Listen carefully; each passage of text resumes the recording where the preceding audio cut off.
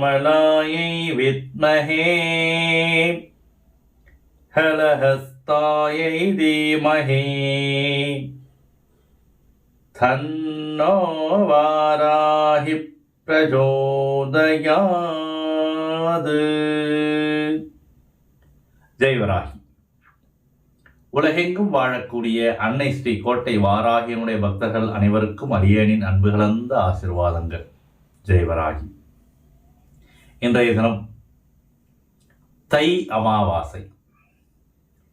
இந்த தை அமாவாசையில நாம் எவ்வாறு அன்னையினுடைய அருளையும் பெற வேண்டும், முன்னோர்களுடைய பரிபூரண ஆசீர்வாதத்தை எப்படி பெறுவது, இந்த தை அமாவாசை நாளில் என்னென்ன விசேஷங்கள், அதிலேயும் குறிப்பாக இந்த 2025 தை மாதம் வரக்கூடிய அமாவாசையில் என்ன அப்படி விசேஷம்னு நம்ம பார்க்க போகிறோம். பதிவிற்கு செல்வதற்கு முன்பாக அன்னை ஸ்ரீ கோட்டை வாராகியினுடைய ஆலயத்தில் இன்றைய தினம் சிறப்பு அபிஷேக அலங்காரங்கள், அன்னதானங்கள், ஹோமங்கள் நடைபெறவிருக்கின்றது. பக்த கோடிகள் தங்களுடைய பங்களிப்பை சிறப்பாக செய்து அன்னையினுடைய ஆசீர்வாதத்தை பரிபூரணமாக பெற்றுய வேண்டுமாய் அடியேன் கேட்டுக்கொண்டு, இந்த தை திருநாளில் தை மாதம் வரக்கூடிய அமாவாசையில் என்ன விசேஷம் எனும் பொழுது, சூரியனும் சந்திரனும் இணைவது அமாவாசை தினம்.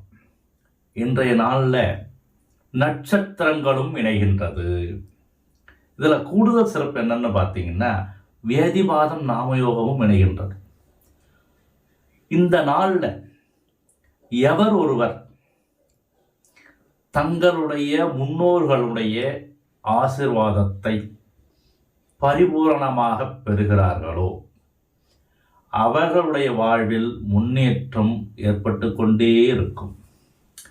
நிறைய பேர் பார்த்தீங்கன்னா, ஐயா என்ன பிரச்சனைன்னே தெரிலங்க, எல்லாம் சுமூகமாக தான் போதும், ஆனால் அந்த காரியம் நடைபெறலை, நாங்கள் என்ன பாவம் செஞ்சோன்னு தெரியல, எல்லாம் பிரச்சனையாகவே இருக்குது, எந்த விதமான பாவமும் நாங்கள் செய்யலை, ஆனாலும் நாங்கள் தண்டனை அனுபவிக்கிறோம், என்ன வியாதின்னே தெரியலை, காசு பணம் செலவாகிட்டே இருக்கு, வியாபாரமே நடக்க மாட்டேங்குது, சரியான வயதில் திருமணம் நடக்க மாட்டேங்குது.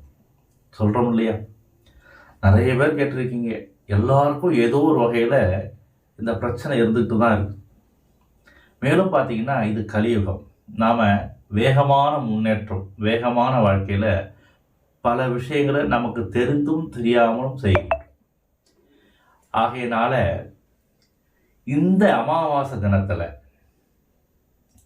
நாம் நம்முடைய முன்னோர்களுடைய ஆசீர்வாதத்தை பெறது ரொம்ப விசேஷம். ஏன்னா உத்தராயண புண்ணிய காலத்தில் சூரியன் பயணிக்கும் பொழுது சூரியனும் சந்திரனும் இணையும் தருணம், நட்சத்திரங்களும் இணையும் தருணம், வியாதிவாதம் நாமயோகம் இருக்கக்கூடிய தருணம்.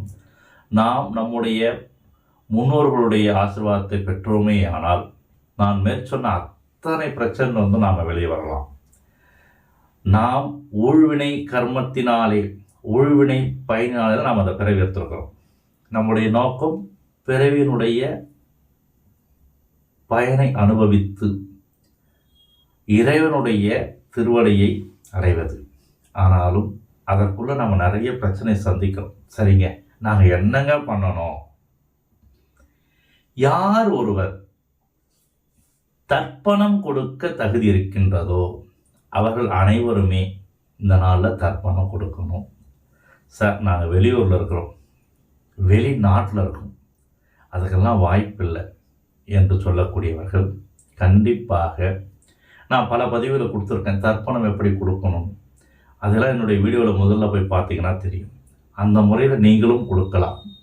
நீங்கள் கொடுக்கும்போது ஒரு முக்கியமான விஷயம், இந்த தை அமாவாசையில் மட்டும் நாம் செய்ய வேண்டியதுன்னு பார்த்தீங்கன்னா,